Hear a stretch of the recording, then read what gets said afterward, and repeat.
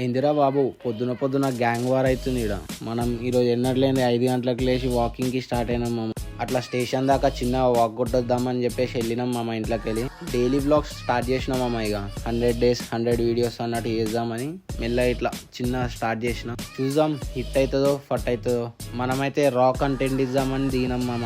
అట్లా కూర్చొని రిలాక్స్ అవుతున్నానో లేదో మళ్ళీ గుర్తుకొచ్చింది, అమ్మ ఆఫీస్కి వెళ్ళిపోవాలని చెప్పేసి చాలు రిటర్న్ అయిపోయినా మామ.